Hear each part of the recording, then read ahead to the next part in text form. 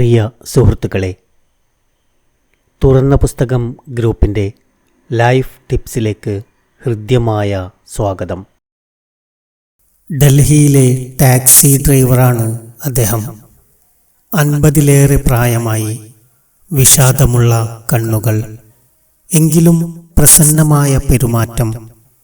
1984-ലെ സിഖ് വിരുദ്ധ കലാപത്തിൽ എല്ലാം നഷ്ടപ്പെട്ടൊരു പാവം മനുഷ്യനാണ്.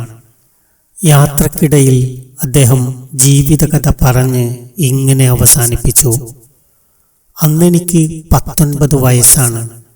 13 അംഗങ്ങളുള്ള ഞങ്ങളുടെ വീട്ടിലെ എല്ലാവരെയും അവർ കൊന്നു. മുത്തച്ഛനും മുത്തശ്ശിയും ഇളയ കുഞ്ഞുമടക്കം എല്ലാവരെയും. വീട്ടിലും ജീവിതത്തിലും ഞാൻ തനിച്ചായി. ഇപ്പോഴും വണ്ടി ഓടിച്ചു പോകുമ്പോൾ ഞാൻ അവരെയൊക്കെ ഓർക്കും. അനിയത്തി എനിക്ക് ജീവനായിരുന്നു. അവളുടെ അന്നത്തെ പ്രായത്തിലുള്ള കുഞ്ഞുങ്ങളെ കണ്ടാൽ ഇപ്പോഴും എനിക്ക് എന്തെന്നില്ലാത്ത സങ്കടം വരും.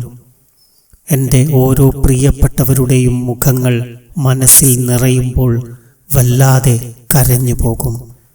വണ്ടി റോഡരികിൽ നിർത്തിയിട്ട് കുറേ നേരം കരയും.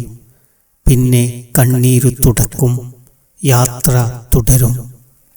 ഓർമ്മകളുടെ മുള്ളുകൾ നെഞ്ചിൽ തറക്കുമ്പോൾ നമുക്കും ചെയ്യാനുള്ളത് അത്രയുള്ളൂ: കരയുക, കണ്ണീരു തുടക്കുക, യാത്ര തുടരുക.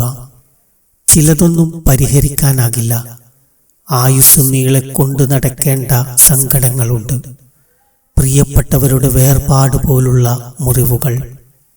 ഒന്നും ചെയ്യാനില്ല. കരയുക, കണ്ണീരു തുടക്കുക, വീണ്ടും യാത്ര തുടരുക. സങ്കടങ്ങളെ പരീക്ഷണമെന്നാണ് നമ്മൾ വിളിക്കാറുള്ളത്. അങ്ങനെ തന്നെയാണോ വിളിക്കേണ്ടത്? പരീക്ഷണമെന്നല്ല, പരീക്ഷയെന്നാണ് കുറച്ചുകൂടെ നല്ല പേര്. പഠിച്ച കാര്യങ്ങൾ എത്ര പകർത്താൻ കഴിയുമെന്നതാണല്ലോ പരീക്ഷ. ഒന്നോർത്താൽ അതല്ലേ സങ്കടങ്ങളിലെയും കാര്യം. അറിഞ്ഞതും മനഃപ്പാഠമായതും ചൊല്ലിപ്പഠിച്ചതുമായ കുറെ ആദർശങ്ങളും വിശ്വാസങ്ങളുമുണ്ടല്ലോ. അതൊക്കെ എത്ര നമുക്ക് തണലാകുന്നുണ്ട് എന്ന പരീക്ഷ.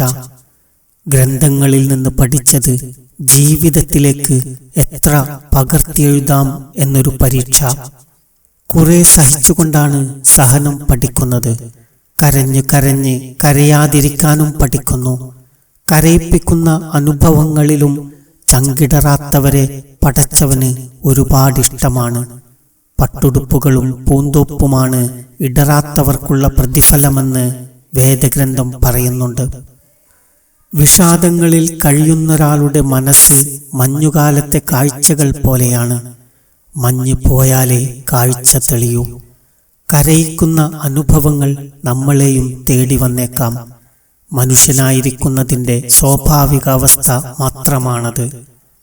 കണ്ണുനീർ തുടക്കാൻ സമയം വൈകരുതെന്നേയുള്ളൂ. കഷ്ടതകൾ വരുന്നത് ദുരന്തമല്ല, അതിൽ നമ്മുടെ മനസ്സ് തകരുന്നതാണ് ദുരന്തം. സന്തോഷവും ആർപ്പുവിളികളുമൊക്കെ മറന്നുപോയി. എന്നൊക്കെയോ അനുഭവിച്ച കണ്ണുനീരും സങ്കടങ്ങളും ജീവിതത്തിനിപ്പോഴും കരുത്തേകുന്നുണ്ട്. സൂക്ഷിച്ചു നോക്കൂ, മുറിപ്പാടുകളെല്ലാം ബാക്കിയുണ്ട്. ചുംബനങ്ങളൊക്കെ മാഞ്ഞുപോയല്ലോ.